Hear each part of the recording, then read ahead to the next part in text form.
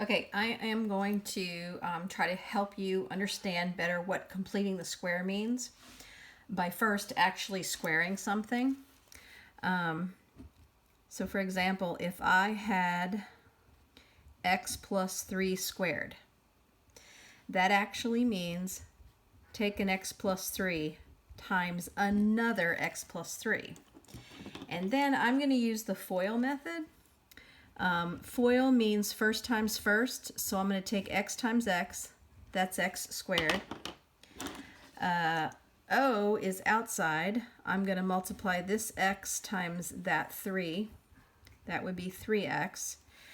I'm also going to do the inside, because the I in FOIL is inside. 3 times x, that's 3x.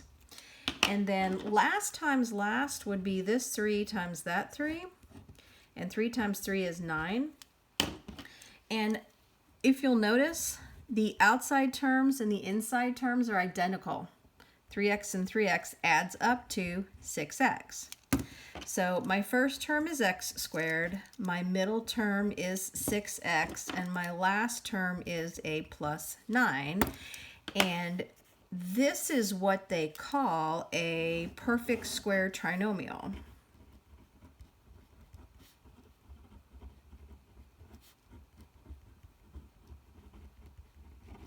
And sometimes you have to actually create one of these. Okay, now I want to go backwards now.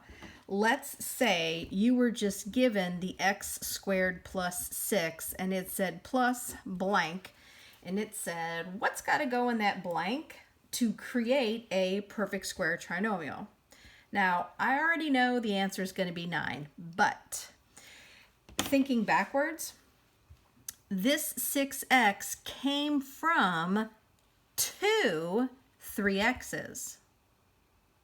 So what you would have to do is take the 6 and divide it in half. 6 divided by 2 is 3. That means you had 3x's here and 3x's there. But the 3's also came from 3 times 3, which is squaring it. That 9 came from taking one of these 3's and the other 3 and multiplying them together. They actually took them and squared it. And then when you take 3 and squared it, that's the number that completes the square. That's literally all you have to do. So let's say I gave you x squared minus 8x plus blank. And the other thing on these is when you create a perfect square trinomial, this right here, you are always going to get a positive. Because even if this is a negative, when you do the first step, which is take the negative 8 and divide it by 2, that gives you a negative 4. You're going to take a negative 4 and square it. And negative 4 squared is a positive 16. And that's my perfect square trinomial. So it doesn't matter whether this is positive or negative. When you square it, it's going to be a positive. So perfect square trinomials always have a last term that is a positive number. Now sometimes these can be kind of a bear, especially if I have an odd number. What if this had been negative 7x plus blank? Oh Lord.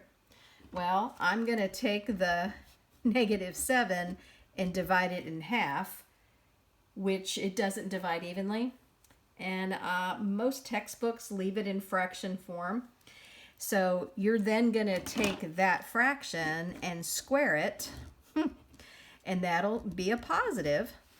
But I just squared the numerator. 7 times 7 is 49, and 2 times 2 is 4.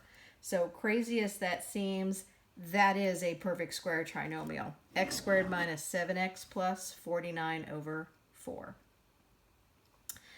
Now that's how you complete it. When you are using one of these suckers, It's usually when they want you to solve a quadratic equation that doesn't come out pretty, and I'm just going to make this up, so it might not come out pretty.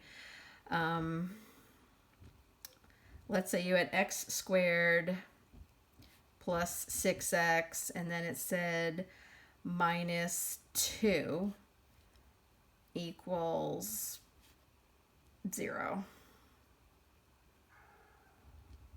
Yeah. And the directions say solve by completing the square. I cannot factor this because there's no two factors of 2 that add up to 6. I could use the quadratic formula. The quadratic formula always works. Completing the square also always works, but factoring doesn't. So if you want to complete the square, you have to make room for the number that would be a perfect square. So I just tell people, get rid of that minus 2. Just add him over to the other side. That way he cancels out here. So you've got x squared plus 6x, but go ahead and leave a plus blank here because you're going to complete the square. 0 and 2 is 2. But since I'm going to be bringing something new into the equation, this 2 wasn't new. He was just a minus 2 over there, and I just added him to the other side. I'm about to complete the square, which means I'm going to add in a new number. So what you do to one side, you got to do to the other. And I'm just going to take the 6 and divide it in half. That would be 3. And then I'm going to square it, and that's going to be a 9. But since I have a 9 there, I'm going to have to add a 9 on the other side. So what I have here is x squared plus 6x plus 9 is equal to an 11. And in order to solve this, you're going to take that x squared plus 6x plus 9 and write it as the binomial that got squared. And that's going to be an x plus that 3. And actually it was a positive 3, so this plus sign goes right here. It's x plus 3 squared. When I took 6 and divided it in half, there's that 3. Remember, here it was. Back here, I took x plus 3 times x plus 3. It was an x plus 3 squared. So you take that 6 and divide it in half and you get a 3. The 3 was your outsides and insides, which means they were both x plus 3s. And that's what you put right there. Okay, and then what you're going to do is actually solve this by taking square roots. So to get rid of this squared, I'm going to square root both sides.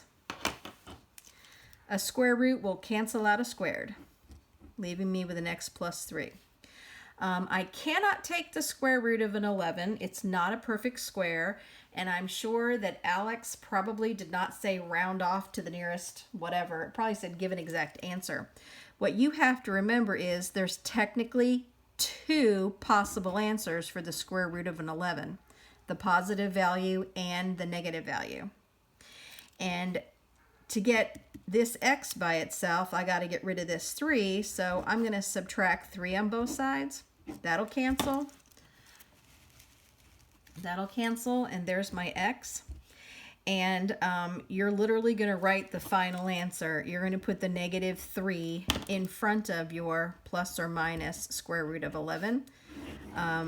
You can write it like that, or you can write it as 2 separate answers. You can say x is going to equal negative 3 plus a square root of an 11, or x is going to equal negative 3 minus the square root of an 11. And you can write it out as 2 separate answers. If Alex wanted you to round off, I would have grabbed my calculator, plugged that in, got the decimal, and rounded it off. But that's how you'd use completing the square to solve a quadratic equation. Hope that helps.